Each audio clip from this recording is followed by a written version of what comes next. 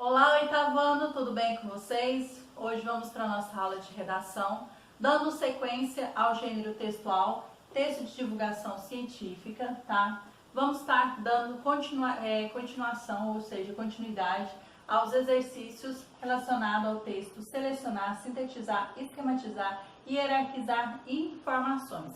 Então, nós trabalhamos na aula passada esse texto aqui. Qualquer dúvida, refaça a leitura aí, tá? Então, nós temos assim, um mapa conceitual apresenta características específicas. Realidade ou fantasia?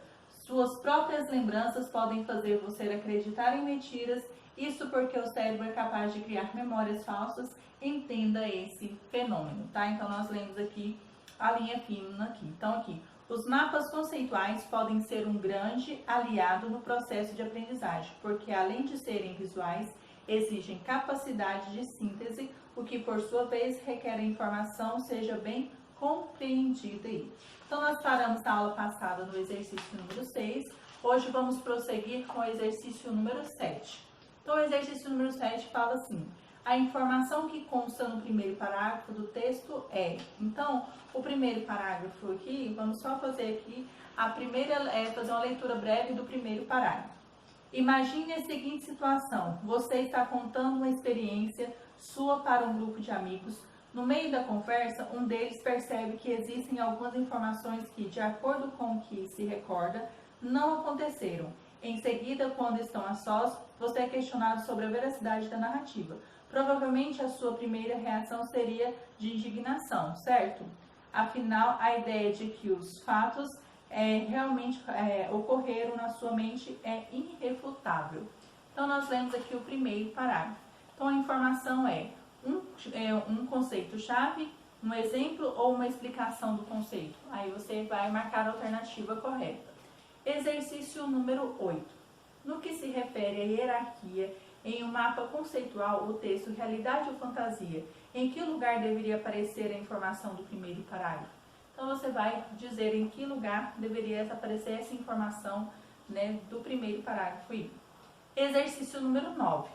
Releia a linha fina do texto e responda a questão. Suas próprias lembranças podem fazer você acreditar em mentiras, isso porque o cérebro é capaz de criar memórias falsas. Entenda esse fenômeno. Então, o pontinho vermelho fala assim: nesse contexto, os termos mentiras e memórias falsas podem ser usados como sinônimos? Justifique sua resposta. Se você acha que deve ser utilizados como sinônimos, você vai justificar. Se você acha que não, da mesma maneira, irá justificar por que não. Exercício número 10. Você já viu a seleção e a sintetização? Você já viu que a seleção e a sintetização são os primeiros procedimentos para a elaboração de um mapa conceitual. Agora releia o texto e faça o que se pede. Então, sobre sintetização, nós temos aqui: a sintetização é essencial em uma aprendizagem significativa, porque requer que os conteúdos tenham sido bem compreendidos.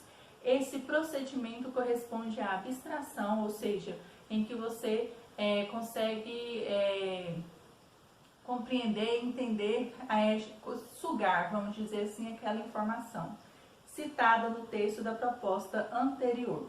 Então, letra A. Selecione as principais informações de cada parágrafo do texto. Então, nós temos aqui do primeiro ao 13º parágrafo e cada um aí nós temos uma informação. Então, você vai retirar aí de cada parágrafo a informação que contém cada um deles. Letra B. Como você já sabe, um mapa conceitual devem aparecer apenas conceitos e palavras de ligação. Portanto, transforme as informações do quadro em conceitos, sintetizando-as por meio de palavras ou expressões. Então, você vai aqui colocando, né, de uma forma em que você compreendeu aqui, colocou as informações aqui de cada parágrafo. Tente colocar aqui de forma sintetizada, tá? Como se estivesse criando um mapa conceitual do texto que acabamos de ler aí, né, que acabamos de comentar. Exercício número 11. Construa no espaço abaixo um mapa conceitual do texto realidade ou fantasia. Depois elabore uma versão final no formulário. Então aqui, tá, você vai elaborar um mapa conceitual do texto realidade ou fantasia. Então você vai fazer um esquema rascunho nesta parte e na página 5 de formulários, tá?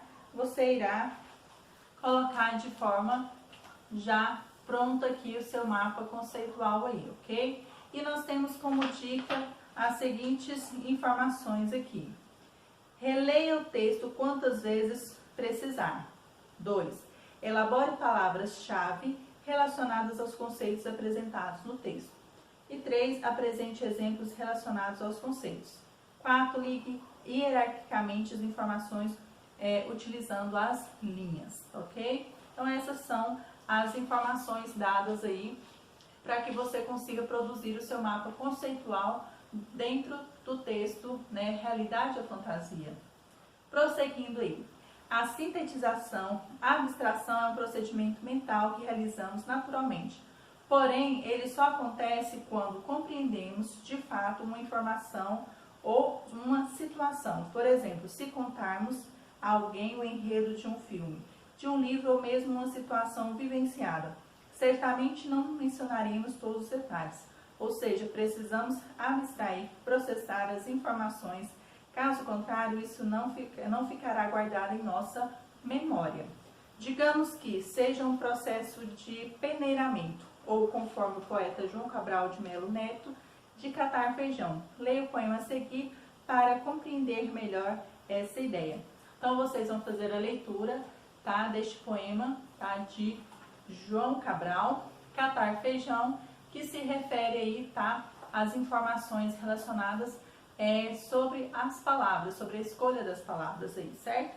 Então, após a leitura, exercício número 12, tem um joguinho para vocês estarem realizando aí, tá bom? Então, exercício número 12. Você viu que os mapas conceituais são importante estratégia de aprendizagem, pois exigem de seus elaboradores a mobilização de diferentes estruturas cognitivas, como a relação e a associação, a abstração e a noção de hierarquização. Esses mapas contribuem bastante para que o conceito seja realmente assimilado, memorizado. Então, você também leu um texto sobre memórias falsas, as quais podem ser causadas por alterações nos circuitos da memória. Por falar nisso, você acha que tem boa memória? Faça o teste a seguir para comprovar. Então, nós temos aqui um teste, tá? E você fará esse teste e aqui nós temos as somatórias, né? De acordo com a quantidade de pontos que você fez, você vai ler aqui o que realmente está relacionado aí à sua memória aí. Então, como anda a sua memória? Responda a essa lista de perguntas e teste o nível do seu esquecimento no dia a dia, tá? Então, você fará a leitura, né, do jogo e vai marcar aí as suas respostas de acordo com o seu esquecimento, se você tem, não esquece, se você esquece raramente ou nunca, tá? Então, respondendo aí o exercício. Então, nós terminamos aqui a leitura e explicação dos exercícios, tá? No próximo vídeo faremos a correção dos exercícios propostos, né, da aula de hoje, ou seja, dando continuidade aí à correção dos exercícios que paramos na aula passada.